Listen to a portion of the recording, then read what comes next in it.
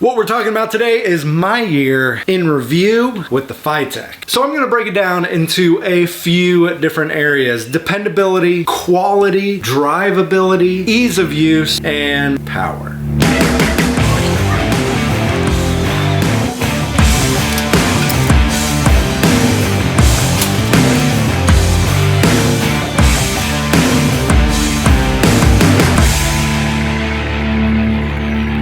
Welcome back to the garage. Today we're talking FiTech. Now, if this is your first time here, I'd love to have you subscribe, putting out videos for the weekend mechanic, and then talking all kinds of FiTech, EFI, and Bronco stuff. Now, before we get too far into this, I want to let you know this is not a 5 reasons to not buy the FiTech video.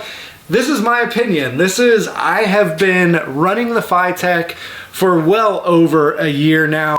So real quick, let me interrupt here. I'm editing this video and I'm way off on the date. So this whole video I keep saying that I've had the FiTech for 1 year, but I just looked, and when I posted my install video with the FiTech, it was May of 2017. So I've had my FiTech for almost 2 years now, but I'll say 1 year the rest of this video, but you know, just so, back to this video.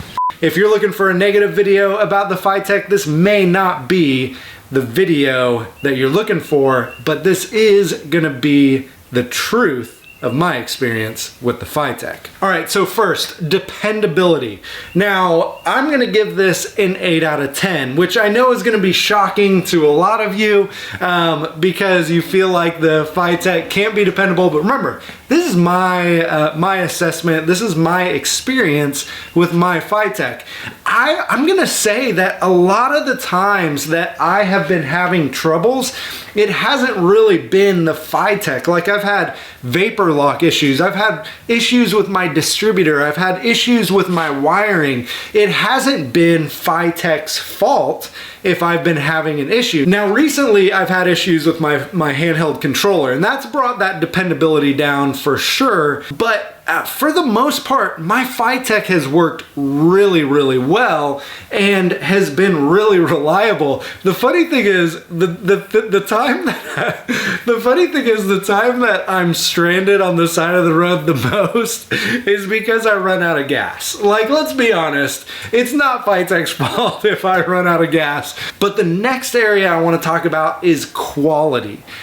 And this is where I feel like FiTech has the most room for growth.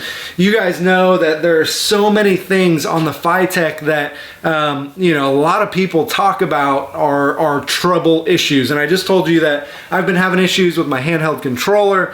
So with quality, I'm gonna say a 5 out of 10. This is a terrible connection to try to plug in every time you want to use your handheld controller. This guy, the temperature sensor, that is awful. Like, FiTech, the one that FiTech sends, the temperature sensor, is always like 10 to 20 degrees off. So there's one. The other one is the 4 to 6 pin connector. So that's why I'm just giving it a 5 out of 10, because you know, when you see issues like this, when things like, you know, that how the connector goes in the handheld controller, or when, you know, your thermostat is off, it makes you wonder, hey, what else is wrong? Like, what else is going wrong with this unit, or what else is it not really telling me? And so that's why I'm giving it a 5 out of 10 on the quality. But there's still a lot of really good elements to it. It's very well built. Now, my third thing in my review of FiTech is the power. Now, you guys know that I have a 1975 Ford Bronco. It is not making a lot of horsepower. Like, the engine is the year that Ford put the most constraints on the engine.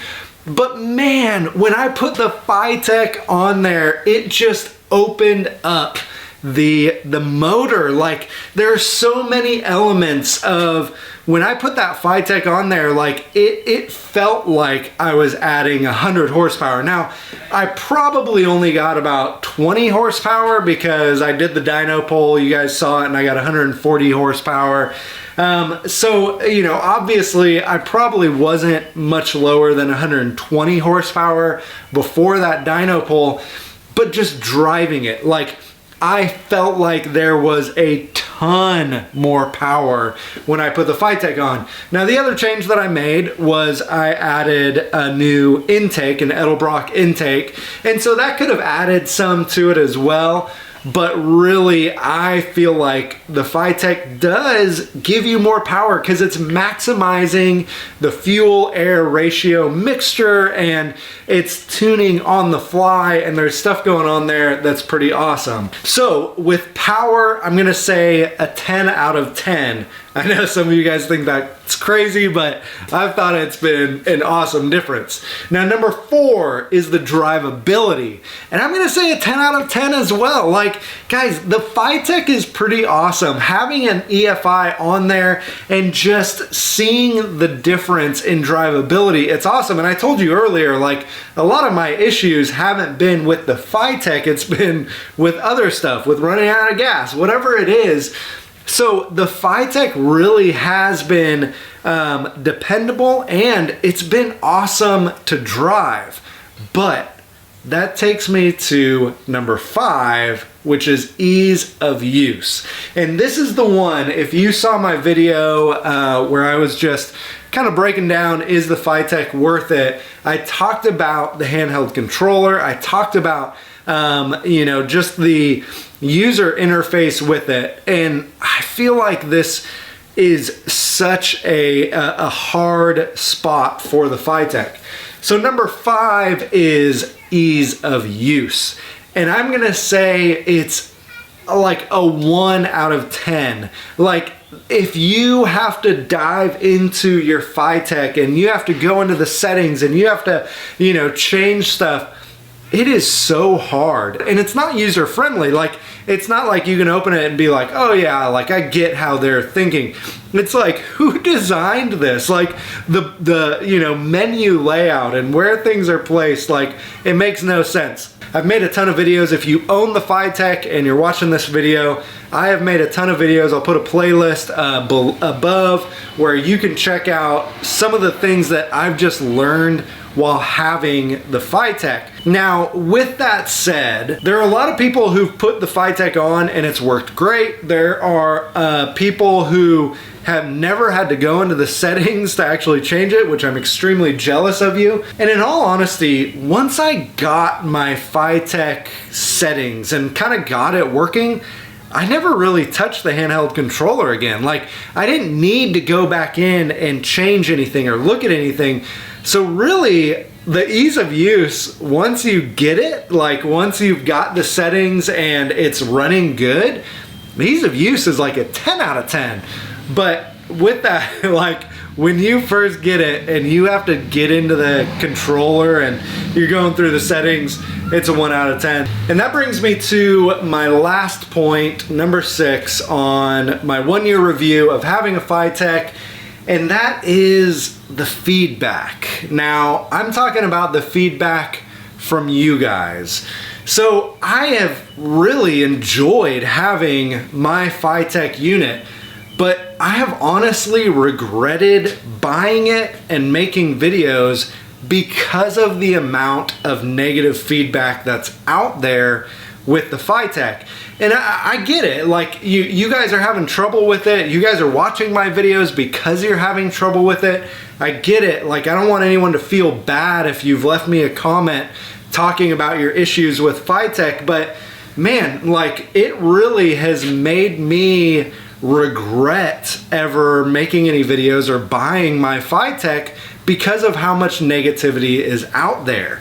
Would I buy the FiTech again if I had the opportunity? I absolutely would. Like, the FiTech is the thing because of the price point and just how easy to install it was. That was the thing that got me into an EFI. It made me think, oh man, I could have EFI on my Bronco.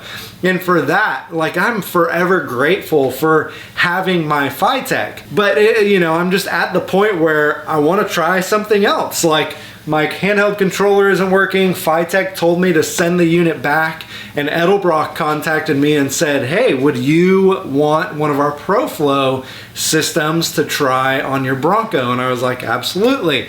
So I'm gonna try the Edelbrock ProFlow, but I want you guys to hear my review of the FiTech is positive. Like, obviously there's some things that FiTech needs to do better, but what company doesn't?